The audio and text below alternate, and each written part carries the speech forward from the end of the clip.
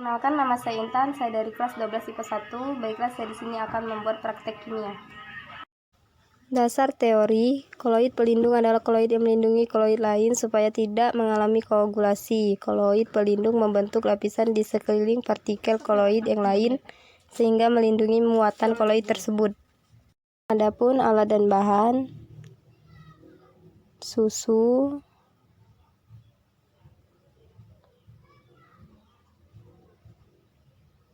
sabun,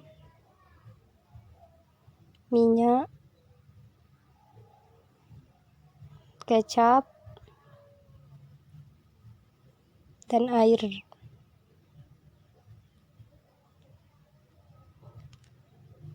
Sendok sebagai pengaduk,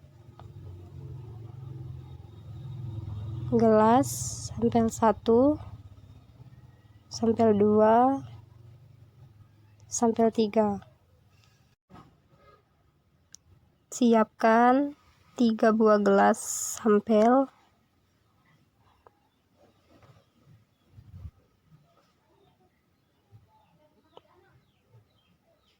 Tuangkan air ke dalam 3 sampel sebanyak sama rata.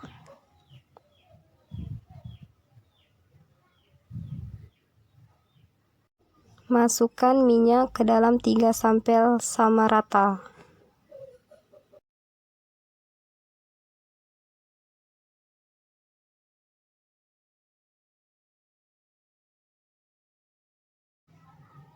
Pada sampel 1, masukkan kecap.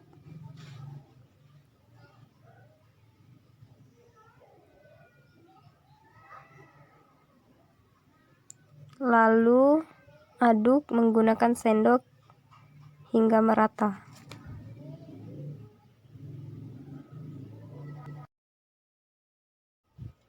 Masukkan susu dalam sampel 2.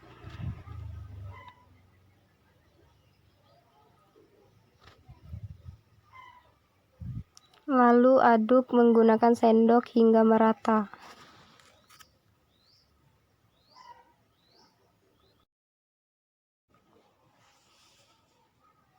Masukkan sabun ke dalam sampel 3. Aduk menggunakan sendok hingga rata. Mengapa pada sampel 1 dan 2 air dan minyak masih tidak bisa menyatu, sedangkan pada sampel 3 air dan minyak sudah bisa menyatu? Karena pada sampel 1 kecap bukan koloida pelindung karena air dan minyak masih tidak bisa menyatu. Susu juga bukan koloida pelindung karena air dan minyak masih tidak bisa menyatu.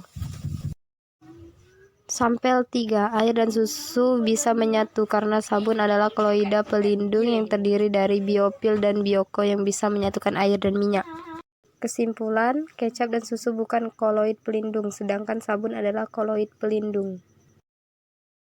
Koloid dengan medium dispersi cair dibedakan menjadi 2, koloid liofil suka cairan dan koloid liofop benci cairan. Jika medium dispersi air, maka dibedakan menjadi koloid hidrofil suka cairan dan koloid hidrofob benci cairan. Koloid asosiasi tersusun dari artikel yang terdiri dari 1 gugus kepala bersifat hidrofil dan polar, 2 gugus ekor bersifat hidrofob dan nonpolar.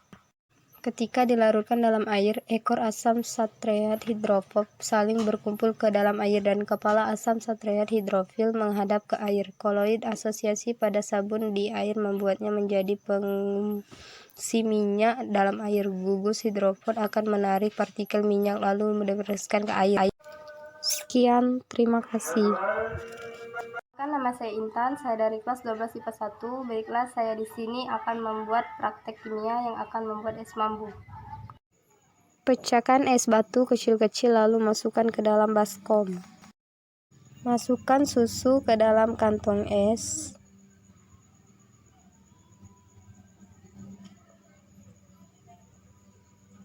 Lalu ikat plastik es dengan erat.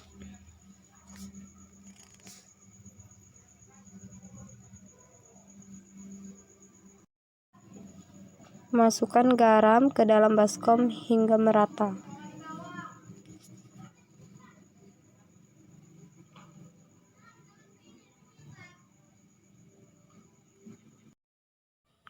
Lalu masukkan susu ke dalam baskom.